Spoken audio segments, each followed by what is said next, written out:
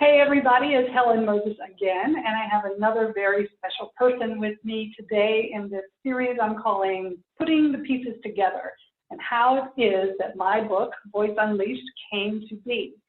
And Marcy Rader is here with me today. Marcy she factors in the book. When you read it, you'll learn a little bit about more in my working with her, but she was my coach at a very strategic time, a very critical time in my life, made a big difference. And I invited her today because, Marcy, I wanted to tell the people who are watching about that whole don't should on yourself concept.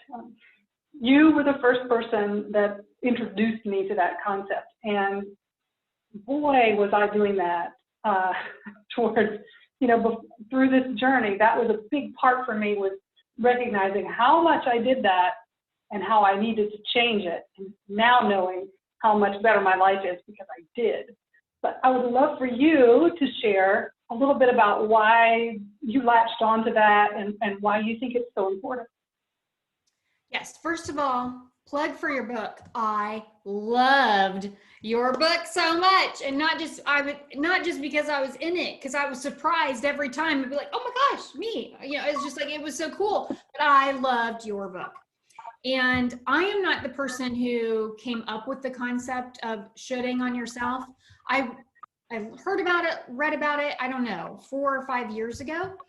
And I've seen different iterations of that. I don't even know if the original concept was should on yourself, but that's what I took from it. And it made sense to me because I am a former shoulder.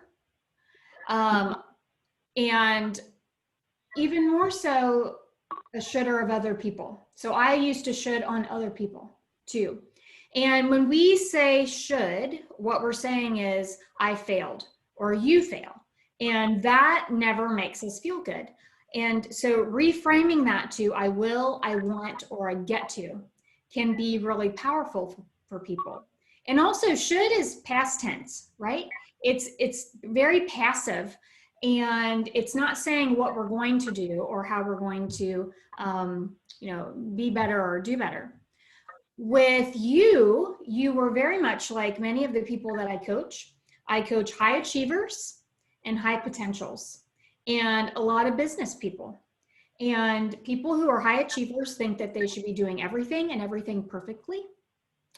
And also business owners, especially small business owners that are wearing a lot of different hats, they see all the things and they think they should be doing all the things at once. And yeah, and I saw you, you even say in the book, have a coach, but not more than one at a time, and because I know you were coaching with me at the same time you were coaching, I think at one point with even 2 other coaches. Possibly. Yeah. Maybe. Yeah. And so there, it's just coming from all directions. So, we're all telling you different things, sometimes not even in, not that we were conflicting, but, everybody has a different opinion too on how to reach a goal. And so you were shooting on yourself about all sorts of things from a business perspective, but then also you felt like you needed to be a perfect parent. And you were going through a lot that you talk about in your book with your daughter and your son. And the weight, it was like I would feel the weight from you and how much you felt like you needed to be doing all of those things. But none of those things was taking care of Helen. Yeah. The shoulds gave me, they just ruled. I should be doing this. I should be a better mom. I should. And I also found that when I said I should, it also fueled my procrastination because it's tied in with that perfectionism too. And so I would say, well, I should do this, but I don't have the right amount of time to do it perfectly, so I won't. And I would also say should, and I don't know if you found this with other clients, but I would say should because I still cared so very much about how others would judge me or would if they would like me. I cared so much. So a lot of the shoulds on myself was, I should do this so that they'll like me. Or I would say to them, I should do this because then they would know that I knew that I should, and that therefore they would somehow like me more. I mean, it was a convoluted mess that weighed me down. And the whole phrase of not shoulding on yourself is so, I find it funny. And like, it brings a little levity to the situation, but man, what a gift to get that ability to see how heavy the shoulding does, how heavy it is. Yeah.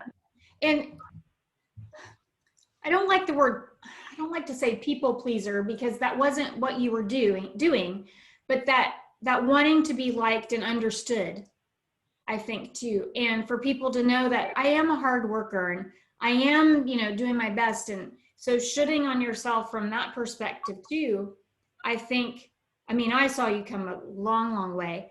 But one thing that I've worked on with other clients who think that they should, do everything to make people like them or understand them. And I don't know, people always say that there's something that happens when you reach milestones. And it actually did for me, like when you hit 40 or 50. I used to want everybody to like me too. But then at some point, and I think it was when I turned 40, I'm 46 now, I realized I don't like everybody. So why should I expect everybody to like me?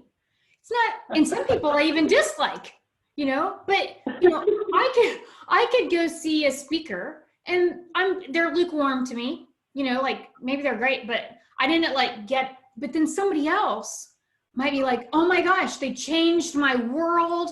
It was life-changing. They were incredible.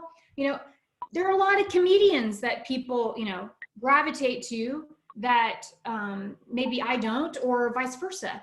And so when I realized I don't like everybody, so it's okay for not everybody to like me. It was like this weight off my shoulder. It's like, it's not always personal. It's just, we just can't. So I think that, a lot of people who should are also, they're perfectionists, but also, we have this feeling like everybody should like us. Yeah, and it rocks your world when it turns out they all don't, but it's so, what's the word? It's a relief, I guess, when you realize, oh, they're not all gonna like you, and you don't have to please them all, and you don't have to try to get them to like you, and that's just a big weight off your shoulders, I guess. Yeah. Marcy, there's one more should thing I wanted to mention, and that is just the effect when somebody else would say to me, you should do this, Helen. And that would be, it would really bother me if they said that to me and they weren't in a position of authority that I expected them to be, like a coach or a teacher or a parent or a doctor, those kinds of people. But they would say to me, you should do this, and I would feel like a failure. It goes back to how you started off saying it. Now, I would just feel like that. And I recognize that when I said that to other people, especially my children, that I was not helping them at all. So I've worked really hard to eliminate, for the most part, when I think about it, what is the word should appropriate? Is it necessary? And if it's not, let me rephrase it a different way, because it has made a big difference. Mm-hmm. And I thought you did a great job in the book of saying, there are people in authority that give you direction that you need to listen to, like, wear a mask, and wear your seatbelt, or, something like that. But there's still a better way. Like, you should wear a mask does not make people feel like, the ones that don't want to wear a mask, it does not make them want to wear a mask. But, wearing a mask can help protect people who are immunocompromised around you. That sounds very different than you should wear a mask. It's a much better way to connect with whoever it is you're trying to talk to.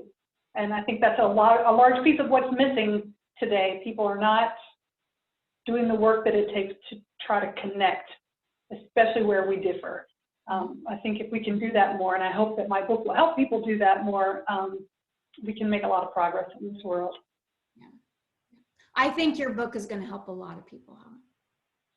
I do. Thanks, Marcy. I hope so. I'm excited. I'm very excited. It launches tomorrow. But I have to tell you, I went on Amazon today, and I saw that it was a #1 hot release in one category today, and it's officially launching tomorrow. So, woo! Anyway, the word is out. You can already get it on Amazon, and the ebook will come out tomorrow. So, yay! Thank you, Marcy. Thank you for being a part of the book and my story, and thank you for all the work that you do for the people. You own the business called Work Well, Play More, and they can reach you at workwellplaymore.com, correct? Yes, or marcyrader.com, either one. Or marcyrader.com. Either way, she's a fabulous resource. I'm honored to call you friend, and I thank you for your time today to help me show a little bit about how all the pieces came together to make up the book, Voice Unleashed. My pleasure. All right, thanks.